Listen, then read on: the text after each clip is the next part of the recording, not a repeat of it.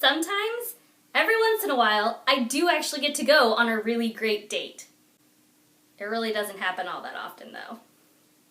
Hi everyone, welcome to another episode of Single Princess Problems. I talk a lot about not so great dates that I go on, and I have plenty of stories of not so great dates. But today, I actually want to talk about a great date that I went on about last year sometime. This guy came to me from OkCupid. He messaged me, and his initial message was just really confident. He just basically said, "Hi, I really liked your profile. I think we might have a few things in common. Feel free to check out my profile, and if you think so, message me back." So it wasn't pushy, he hadn't, really hit on me. It was just very straightforward, and I really found it refreshing.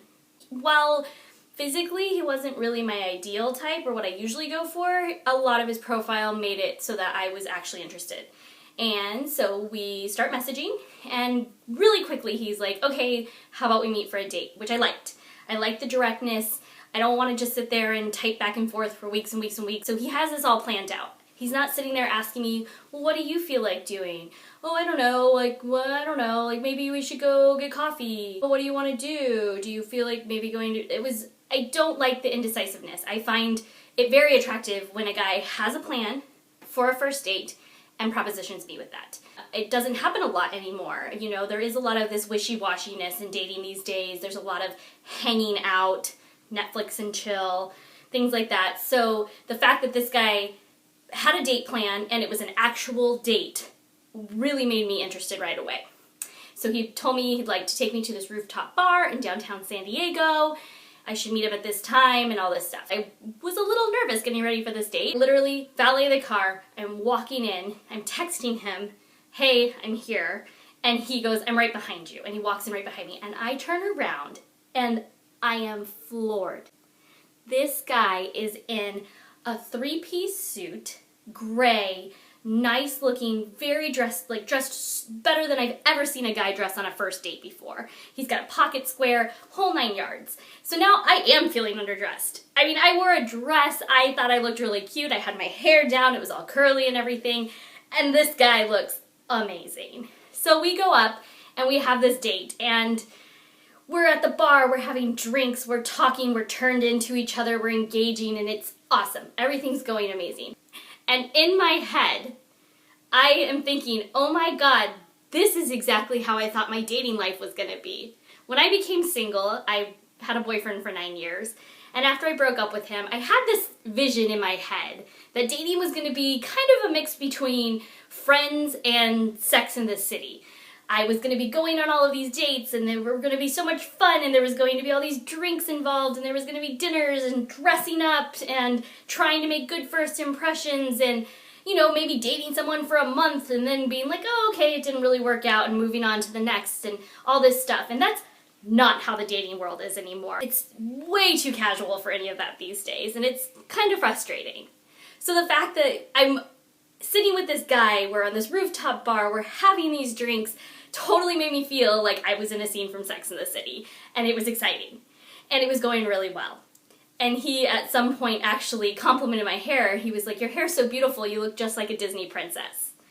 Ding, ding, ding, ding, ding. This is points with me. Obviously, I'm a huge Disney freak, so again, it made me realize that he had spent time reading my profile to actually learn about me so that he could actually make a compliment like that. All really good things. So after a couple drinks, we end up moving over to this cabana area, and we're hanging out, and we're just talking about everything. He opened up, he had a lot of really interesting life story, and it was very refreshing. This guy was an actual adult. A lot of men I go on dates with, even if they are my own age, act like 15-year-olds still. So the fact that this guy had all of this experience and had this life that was actually comparable to mine as far as being an adult was fantastic. And of course, there was some kissing involved, and that was really great too. And he ends up after a couple hours saying, "Hey, let's go back to my house and ordering a pizza or something." And he lived right around the corner. It was downtown San Diego. So we said, okay. So we go to the bathroom first before we leave, and it's one of these hipster joint bathrooms. You walk in on separate doors, and there's a sink in the middle that connects both the men's and women's rooms, and then there's separate doors to actually get into the bathroom stalls. So we each go our own way and go in the bathroom stalls, and we each come out, and so we're washing our hands next to each other and smiling and things just heat up. And he grabs me, and we start kissing, and we end up pushing up against a wall, and he kind of lifts me up onto this little ledge thing, and he cracks his head on the paper towel dispenser that was sitting there. And then we heard a noise, and we thought someone was coming, and so I jumped down, and that was it, the end of that. But it was amazing. Again, this is all very Sex in the City to me. And then we're in the elevator as we're going down back to the lobby, and we're making out, and it's so hot, and it's just, we drive to his house and park, and we're in his elevator, and we're making out on the way up, and it's just amazing. And then I get to his apartment, and he's got this adorable dog. It's huge, but he's got this dog, and I'm a huge dog lover, so I'm playing with the dog, and we're having a good time, and it was just an awesome night. And we ended up seeing each other one other time, and I show up for our second date. We agree we're gonna go have dinner downtown again. You know, I'm gonna hang out at his house and everything like that. And I show up, and he is totally dressed completely different. He's in a t-shirt that's all raggedy. He's in basketball shorts, which men, I don't know what it is about you in basketball shorts, but they are not attractive on anyone that I've seen. Unless you are actually at the gym playing basketball, please do not wear these shorts around women. We do not like them.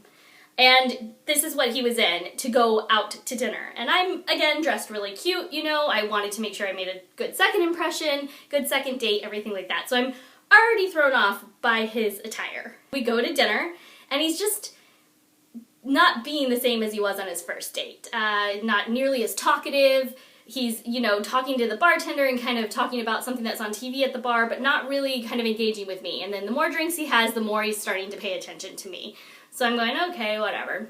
So we end up going back to his place and hanging out. And I leave the next day, and things are great, and we're saying goodbye and everything like that, and we are texting after this.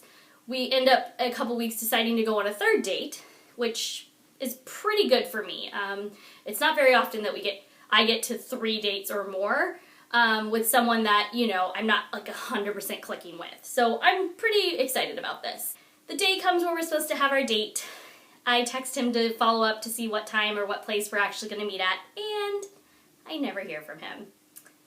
So last week we were talking about the term ghosting, and here is a clear example of it. I was ghosted by this guy. To this day, I still have never heard from him. I have no idea what happened. I had followed up one more time a couple days later and just said, like, hey, are you okay? Because he had made no indication, besides dressing atrociously, that there was anything that he wasn't interested in. So the fact that he just straight up decided to stop talking to me was very confusing.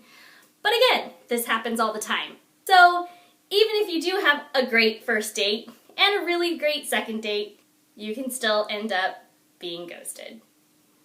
As always, if you have any comments for me, please feel free to leave them below. Make sure that you're liking, subscribing, and you can find me on Instagram and Facebook at Single Princess Problems. We'll see you again next week. Hold on, I need some wine. Yeah, I'm drinking out of a Solo cup. Super classy.